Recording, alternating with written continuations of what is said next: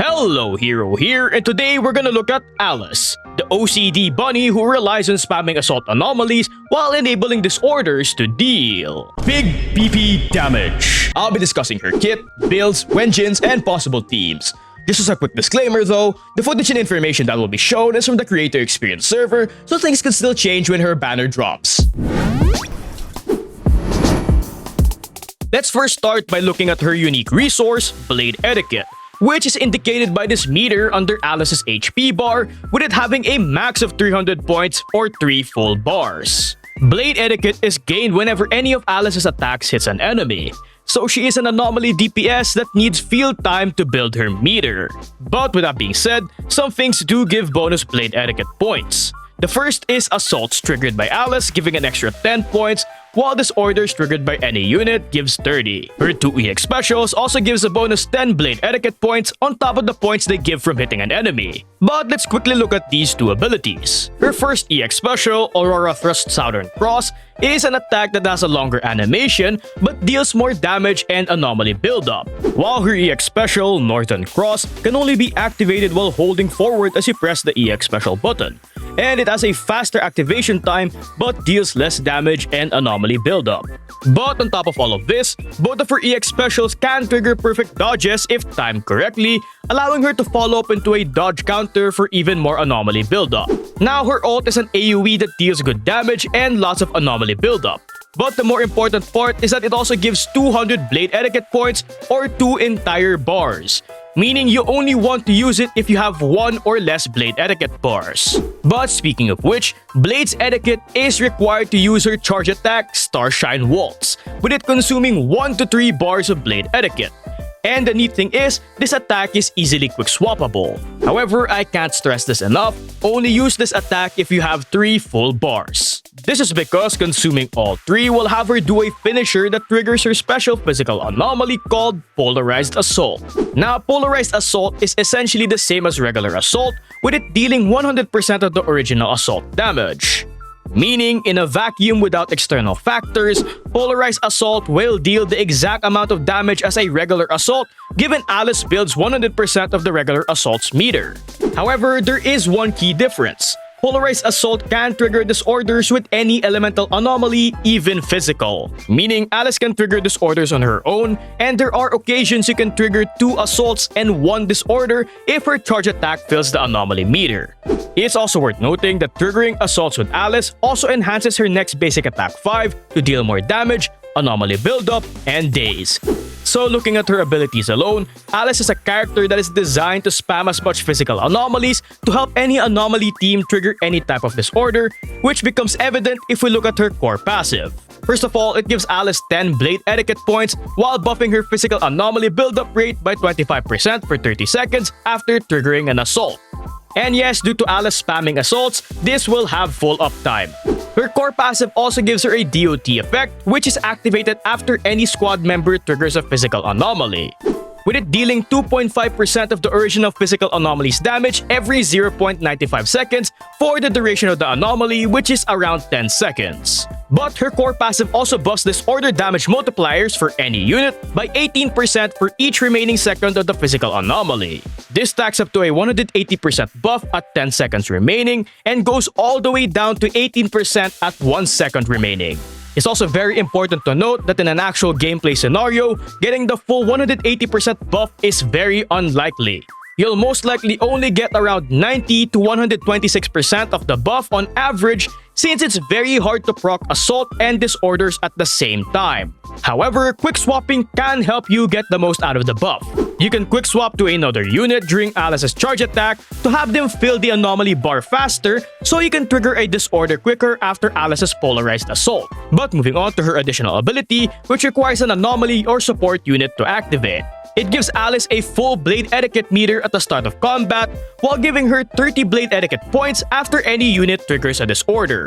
This allows you to set up an anomaly aura directly at the start of combat, which is extremely useful for disorder-driven units like Yanagi, allowing you to trigger disorders quicker at the start of combat. Aside from this, her additional ability also gives her 1.6 anomaly proficiency for every point of anomaly mastery above 140. Now, Alice at max score passive level will naturally have 142 AM. So any bonuses from an AM slot 6, her Wenjin, and Phaeton's Melody will all be converted into AP. But with her kit out of the way, let's talk about her Mindscapes. Her M1 refunds 25 Blade Etiquette points every time Polarized Assault is triggered, while enabling any type of assault triggered by Alice to inflict a 20% defense shred for 30 seconds. This makes it easier to get her charge attack back faster, allowing for more assault procs. But speaking of which, the defense shred from this Mindscape is also pretty much permanent due to her spamming assaults.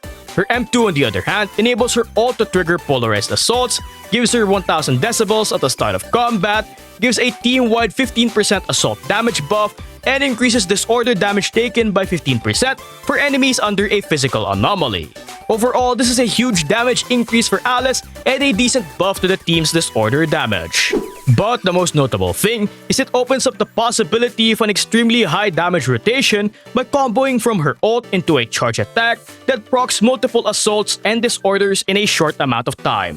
While her M4 enables her to ignore 15% physical res while enabling her enhanced basic attack to build 25% more anomaly. This is simply just more anomaly damage while giving the players more incentive to do basic attack combos with her, especially after triggering assaults. And finally, her M6 gives her the victory state for 30 seconds after using her ult or after using her fully charged basic attack. This state essentially allows Alice to deal coordinated attacks whenever a squad member hits an enemy, with each attack dealing 3,300% of Alice's APS damage, and it's guaranteed to crit. It also has a 1 second internal cooldown between hits and has a max trigger count of 6, with the trigger count resetting after using her ult or a fully charged charge attack. And with her Mindscapes out of the way, let's talk about her possible Wenjins. Alice's signature Practiced Perfection gives 30% attack with its main stat, 60 Anomaly Mastery as its equipped bonus, while buffing her physical damage by 20% for 20 seconds after triggering an assault. This stacks up to 2 times for a total damage buff of 40% with a refreshable duration, while giving her 2 stacks at the start of combat. Now, the 40% physical damage buff will pretty much have permanent uptime due to her spamming assaults. And when combined with the other bonuses from this Wenjin, it's a significant damage increase for Alice. However, I personally believe the 60 Anomaly Mastery it gives is still the more important bonus. Not only does it allow her to get so much AP from her additional ability, it also increases her anomaly output significantly compared to other Wenjins. But a good alternative would be Time Weaver, with it being able to give her 75 bonus AP for 15 seconds whenever she uses an EX special. This is all on top of its 30% attack main stat and 25% disorder damage buff, enabling her to deal quite a bit of damage. Just note, its electric anomaly build-up rate buff is useless for her. So with that being said, another alternative is Fusion Compiler. It can also give a 25% AP stacking buff with a max of 75 AP for 8 seconds every time she uses an EX special or special attack, which is pretty often. This is all on top of it buffing her attack by 12% and having a pen ratio main stat, so it's a great choice if you're running her with pen ratio sources like a pen slot 5. Sharpened Stinger is also a pretty good option as well, with it giving her 90 AP and up to a 36% physical damage buff and 40% anomaly build-up rate buff at full stacks. Just note, you'll need to either weave and dash attacks or trigger a perfect dodge every 10 seconds to maintain uptime on its buffs. Well, that, and I don't know if a certain rat would be happy if you took it from her. As for 4 stars, Electro Lip Gloss is a fantastic option, especially with its AP main stat. And you'll pretty much have a full uptime on its attack and damage buff, since an enemy will have an anomaly a majority of the time anyway. But its only downside is that it's paid and it takes a while to get copies of. While Weeping Gemini is your best free-to-play option, especially for boss fights in late Shield defense stages or Deadly Assault, with it providing lots of attack with its main stat and up to 192 AP at R5 just by inflicting enemies with anomalies. Overall, it just provides so much stats that Alice needs to deal good damage, but it's very inconsistent in stages with lots of trash mobs or easy to stun enemies. But with possible Wenjins out of the way, let's talk about drive discs. For the 4-piece set, her best for personal damage is Fanged Metal for its 10% physical damage buff and an additional 35% damage buff for 12 seconds when any party member inflicts assault. This is pretty much the only 4-piece set you should consider for her if you want to maximize her damage. And fun fact, due to how often Alice triggers Assault, you can use this on a secondary Anomaly DPS like Yanagi, and she'll be able to take advantage of its 35% damage buff. As for the 2-piece set, her best option would be Phaeton's Melody with its 8% bonus Anomaly Mastery, allowing her to build physical anomalies faster while giving her some bonus AP from her core passive. But with her possible drive discs out of the way, let's talk about stats. For main stats, you want Anomaly Proficiency for slot 4, Physical Penner Attack for slot 5, and Anomaly Mastery for slot 6, which is pretty standard for Anomaly units. Now for the slot 5 main stat, Physical Damage is the best for general use, good for any scenario or team, especially if you're running her with a big attack buffer like Aster Yao or Yuzuha. While Pen is a good option if you plan to run her with other Pen sources like Fusion Compiler. But aside from this, it's also good if you already have too many damage buffs, which is very possible if you have her signature combined with Fanged Metal and Yuzuha. And attack is an option if you can't get any good physical or pen slot 5s, but just note, it's easy to get diminishing returns on attack if you ran an attack buffer.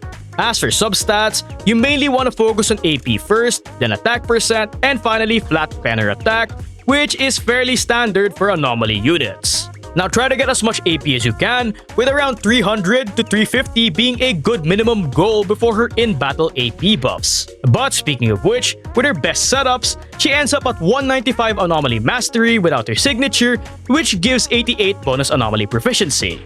And if you have her signature, she ends up at 255 Anomaly Mastery, which gives 184 bonus Anomaly Proficiency, which makes her signature an even bigger damage boost than it already is. So again, it's not a bad idea to roll for it. With her stats out of the way, let's talk about possible teammates. Now one of her best teammates right now is her own resident pranker Yuzuha, with her plethora of anomaly-related buffs and huge attack buff. Not only is she able to buff Alice and your second anomaly unit simultaneously, her buffing anomaly build-up rates and ability to build any anomaly while off-field allows her to increase the team's overall anomaly and disorder output massively. And because of this, she allows Alice to get more disorders and assaults even in single anomaly teams like double support comps. But if you don't have Yuzuha, Aster Yao works pretty similarly, with her team-wide buffs still allowing Alice teams to deal massive damage. She may not have Yuzuha's anomaly-related benefits, but her quick assist does somewhat make up for it, allowing for smoother and easier quick swap rotations. But if you don't have Astra or Yuzuha, Nicole for her defense shred and Lucy for her attack buffs can work in both double anomaly or double support comps as budget options that everybody should have. And if you're wondering about Caesar, well, she has quite a bit of issues, mainly stemming from the fact that she only buffs the on-field character, which is a big problem since Alice wants to be ran in double anomaly teams, wherein your other anomaly DPS also contributes a significant amount of damage. So it results in a significant damage loss, especially since it ends up affecting overall disorder damage as well. This issue becomes even more evident when you quick swap during Alice's charge attack, with Alice losing all of Caesar's buffs, which significantly lowers Polarity Assault's damage. So just because of this one issue alone, I can't really recommend using them together, but they can still work in a double support Alice team.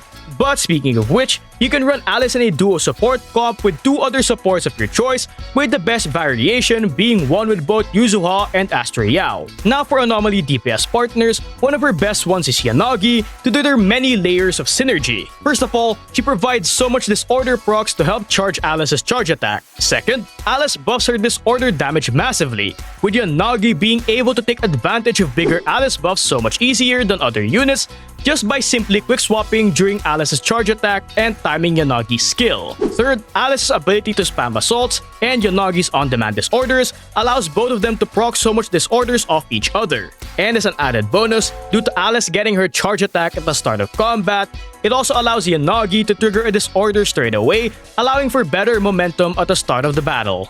Now Alice Yanagi teams would look like your typical double anomaly team, with you being able to use any support of your choice. The best choices being Astra or Yuzuha, but you can still achieve good results with Nicole or Lucy.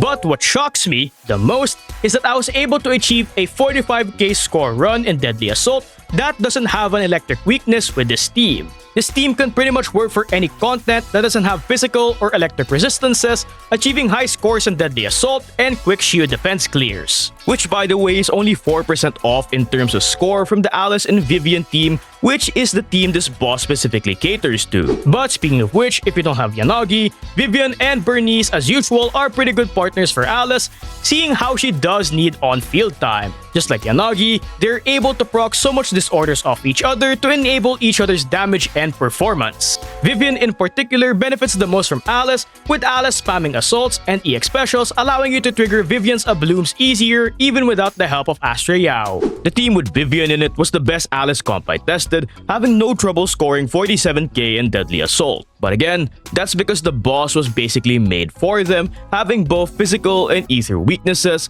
so Vivian's blooms and Alice's assaults did significantly more damage. Miyabi also works surprisingly well with her. From my testing, they're actually able to provide quite a bit of disorders to each other to the point that I had no trouble getting their respective charge attacks consistently. Now sadly, Miyabi and Alice teams didn't perform as well as Yanagi and Alice or Yanagi and Vivian teams, but was still able to get competitive results, with them achieving a 43k Deadly Assault run rather easily. And out of all the teams I tried, this was one of the most fun due to all of the quick swapping needed to make it perform at its best, which can be a con for some people who aren't skilled enough at it, but running Astra or Yuzuha does make this team comfier. However, if you don't have them, it can perform just fine with Nicole and Lucy and can be used in just about any content. Now if you're wondering about Jane and Piper, well, both of them performed shockingly well with Alice, despite many people downplaying the combination due to them competing for field time.